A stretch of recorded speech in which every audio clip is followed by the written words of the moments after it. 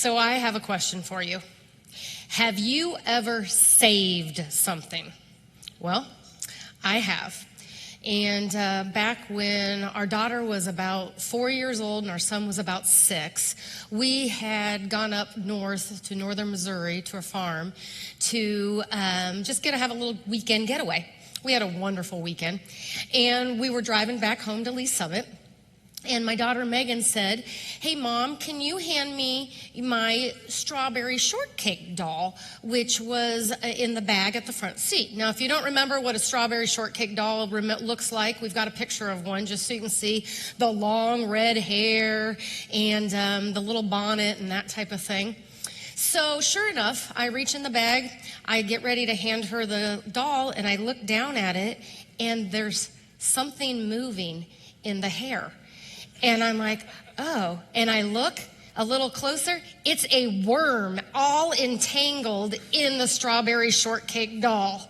I scream, Megan screams, Nick says, cool, and Matt about goes off the road because he's so startled.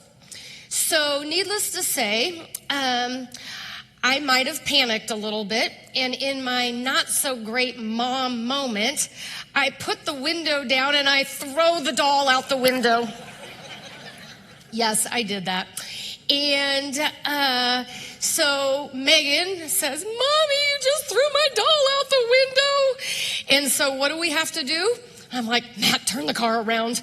So we went up, we found a place to turn around, we came back, and we started looking to save strawberry shortcake. Well, the good news was, there she was, laying right next to the cornfield, right there on Missouri Highway 6, and we found her. And I guess it was okay because my throw must have worked, because somehow the worm was actually out of the hair. So good little strawberry shortcake just needed a good bath, and she was ready to go. And let me just say, Megan was happy that I saved strawberry shortcake, and so were the rest of us for the entire ride home. Maybe you've saved something like a turtle from getting hit by a car of going across the street. Maybe you saved a dog or a cat from going into a shelter. And if you're a mother, you have certainly saved a baby, because they don't survive by themselves. They need nurture and care and love. And that's why we celebrate Mother's Day. And today, I want to celebrate everybody who has nurtured and cared for, and in effect, saved someone else. So with that in mind, we're going to jump back into our message series called Wonder Women. And we're looking at different women of faith who we all can model our lives around. And today, we're going to look at Harriet Tubman, who can be an example to all of us, because she was a mother who actually saved people from the bonds of slavery.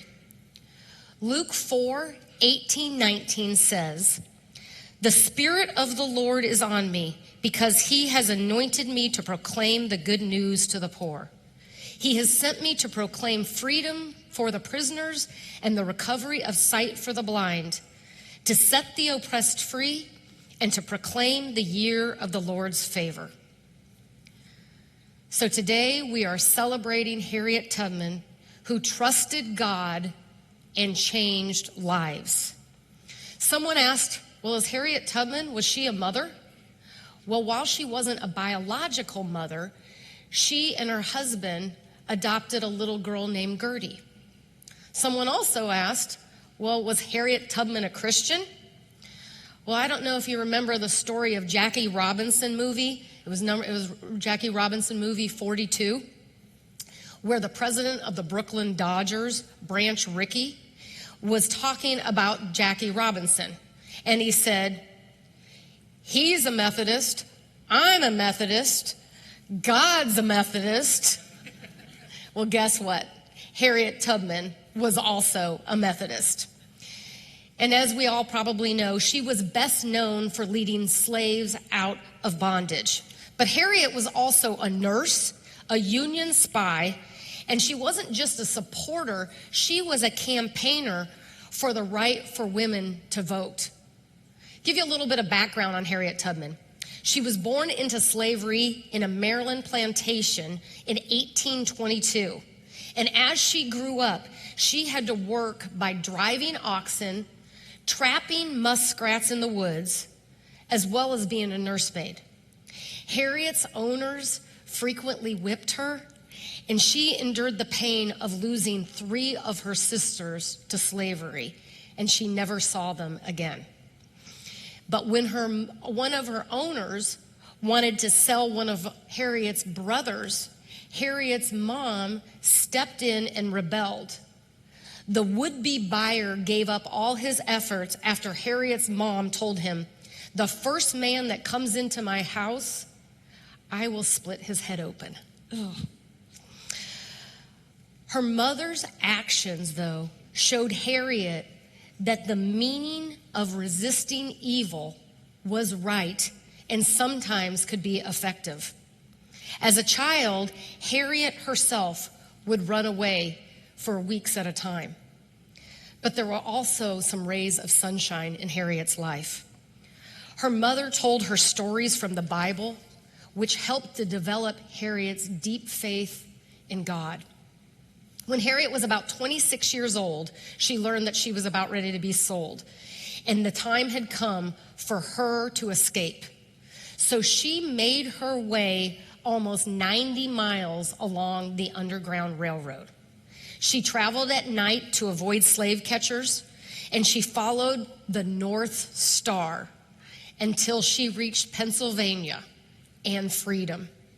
And once she was there, she made the dangerous decision to risk her own freedom in order to give freedom to others. She said, "I came to this resolution. I was free, and they should also be free.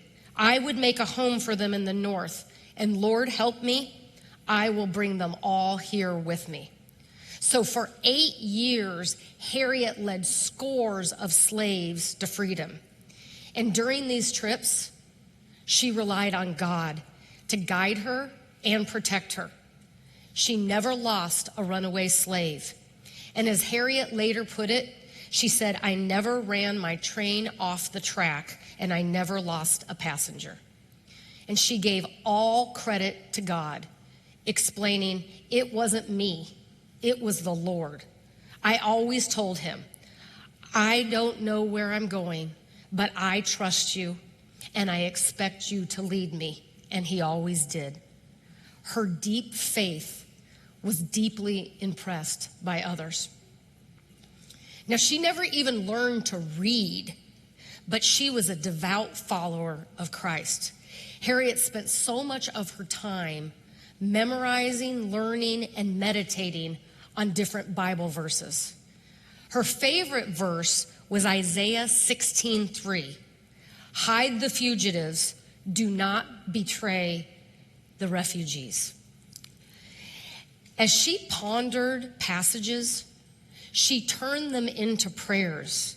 And in prayer is where she learned to practice God's presence. She said, "I prayed all the time about my work. I was always talking to the Lord. When I went to the horse trough to wash my face, and I took the water up into my hands, I said, 'Oh Lord, wash me and make me clean.'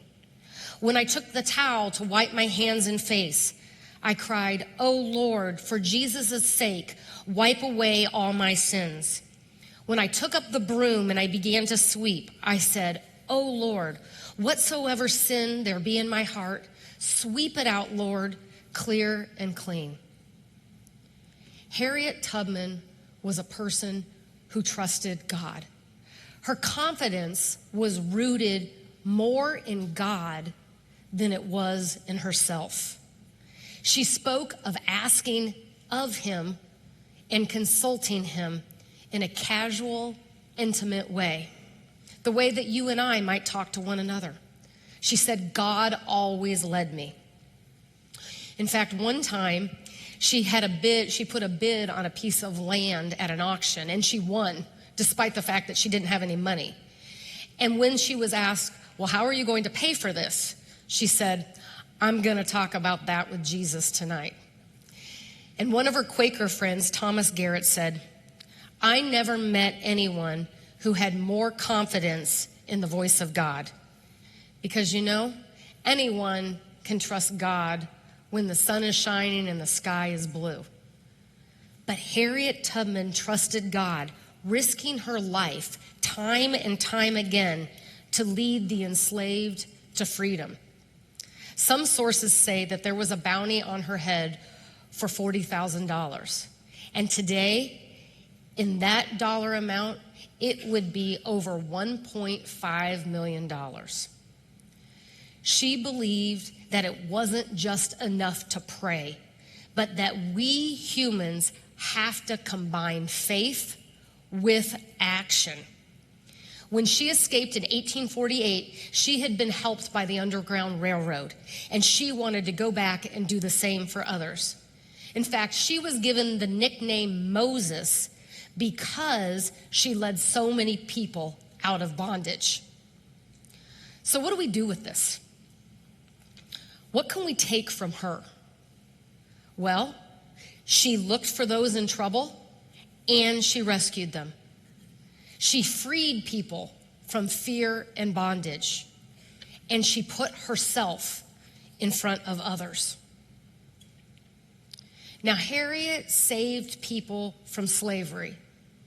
And while we don't have slavery today, we do have something similar: human trafficking. And I just want to say a word about human trafficking. Did you know that Missouri has the third most human trafficking in the country, behind Mississippi and Nevada?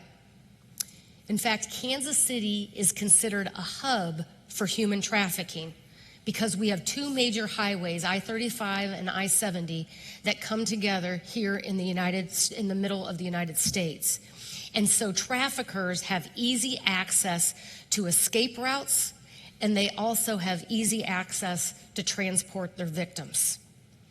And I think probably most of us know very little about human trafficking. So I would suggest educating yourself on it, so when you see somebody in trouble, you can see the signs and know what to do. And one really good way to educate yourself and get up to speed with this is to watch the movie Sounds of Freedom. It's starring Jim Caviezel, who is the star in Passion of the Christ.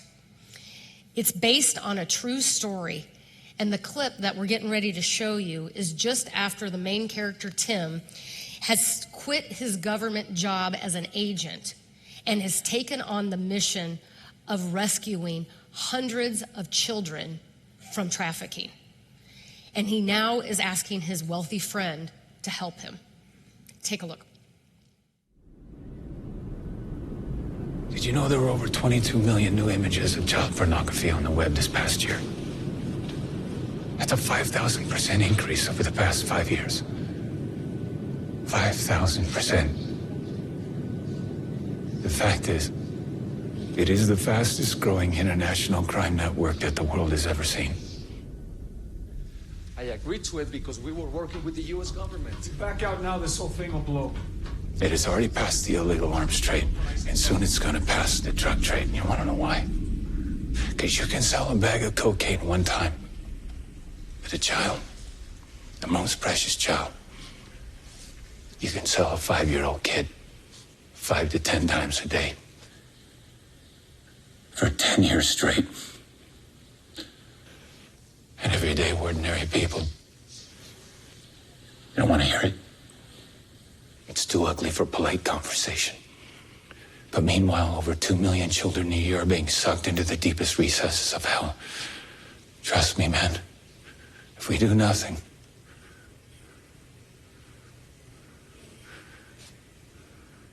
their pain is gonna spread and spread. Till someday it's gonna reach the likes of you. And that will be a nightmare you're never gonna wake up from.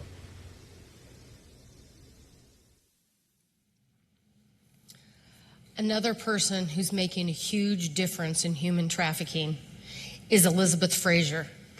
She is a sex traffic survivor, and she's an inspiration for anyone who's struggling to cope with trauma or pain. She was groomed for trafficking since the age of 4, and she had 20 years of abuse.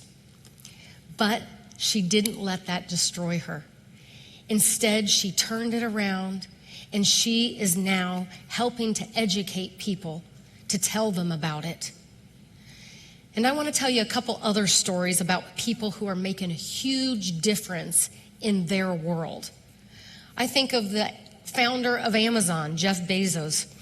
His ex-wife, Mackenzie Scott, has donated over $16.6 billion to various causes. I just find that amazing. And I know you're sitting there going, well, that's great, but I can't donate that. No, you probably can't, and neither can I. But there is something that each and every one of us can do. Here's just one example of something that Woods Chapel people are doing. It's called the Uplift, and it's a program to help the homeless here in Kansas City. And there's several members of our church that volunteer there, and one of them shared their story with me. She said, I volunteer at Uplift, which is an organization that goes out in vans 3 times a week and serves the homeless here in Kansas City. We offer a hot meal, water, socks, hats, gloves, and over-the-counter medications, including as well as clothing and shoes. Lots of people have opinions about living on the streets. Oftentimes, they're there because of drug and alcohol, or there's other times when it's mental illness. Sometimes it's because the individuals have caused so many problems for their families and friends, no one else is willing to help them. The people that I have encountered are almost always polite and appreciative of the Uplift program and what we provide. Its focus is to take kindness and caring to the homeless and to make people feel valued. She said, one night I was out working the store, which just means that I was handing out items that people needed if we had them. And there was a young woman who came up and she asked for one of everything we had because all of her belongings had been stolen. She said this was not an uncommon occurrence. The lady commented on how cute my shoes were, and she asked for a size 8.5 pair of shoes. Unfortunately, we didn't have that size on the van that night, well, except for the shoes that I had on my feet that were 8.5s. I thought for a second I should probably give her my shoes, especially because she liked them, but I didn't. I went on helping all the other people, but it kept nagging at me that I hadn't given her my shoes. When we finished at that stop, I looked out the door to see if I could find her, and I couldn't. But then by that time, I was really irritated about myself and not giving her the shoes. As we got ready to drive off, I saw her by the driver's side window, and I yelled for her to come around to my door. She did, and I took off my shoes and I handed them to her. She was so excited, and then she stopped, and she said, "What are you going to do without your shoes?" Can you imagine? This homeless person who had just had everything stolen from her was asking me, who had everything in the world plus probably 8 more pairs of tennis shoes at home, is asking, how am I going to do this without shoes? She said, "You are such a blessing to me." I was stunned. But in reality, she was a blessing to me. She said it was a reminder to me again that according to Luke 12:48, to whom much is given, much is required. This is the reason I serve. I've been giving many resources, and I'm required to give those resources to others. It doesn't have to be money or shoes, but it should be time, kindness, and caring as well. I personally love this story, and I love all of the connections that Woods Chapel has made over the years in missions, including helping the homeless, helping the orphans find homes. And I love what our church is doing in sponsoring villages in Nicaragua to give those that are down help. I love that we're involved in so many missions and that we're missional. Because missional means living a life outside of ourselves. And that, friends, is what following Jesus is all about. You know, if we just come to church and we sit here in the chair and then we go home and we live our lives like anyone else, what does that say about us in Christianity? Now, I hope that you're involved in missions, whether it be here at Woods Chapel or outside of Woods Chapel. But I still believe that there's even more that we can do. You see, missions are great, but missions can often be too easy. It can be easy to go on a mission trip. It can be easy to help out on a project and then go back to our lives. There, I did my thing for Jesus, and now I'm going back and living my regular life. But what about the rest of our time? What about the rest of our thinking? Besides things like human trafficking, there are other things that people need to be set free from today. For example, guilt, shame, and hatred, for example. And we all can help to set people free by doing just a couple things. First, by working on living a selfless life. Keep on working on thinking of others. Because you know, selfishness is kind of stealthy. It can so easily sneak back into our hearts. So the first thing we can do is consciously work on setting selfishness aside. Next, I would say that we can free people by forgiving them, by releasing them from anger and resentment. And of course, there's always that interesting byproduct that we get out of this as too.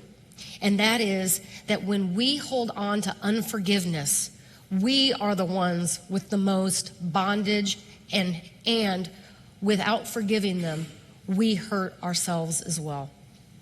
And then third, I would say that we can help set people free by not judging them. I've got a friend who tells a story that it's time for the church to stop judging people. One time he said it, and another friend chimed in with something very profound. He said, the church should have never been judging people. And then finally, as we resist selfishness and forgive people and end the practice of judging, let us apply all of our effort to showing kindness every day in every single way that we can. You know, if God can use an illiterate woman who had absolutely nothing and no life possessions to do such amazing work, then God can use us too. God can use any of us that say yes and are willing and welcoming His Spirit. And you know, there's a lot of strawberry shortcakes sitting on the side of the road and a lot of heartbreak people who just need a compassionate friend. What if we all had a change of heart with such magnitude that every fiber of your being is about giving yourself away for the sake of Christ? That would be a conversion. And as John Wesley said, do all the good that you can to all the people you can for as long as you can. Friends, we can all aspire to greater things. Harriet Tubman is remembered. What will you be remembered for?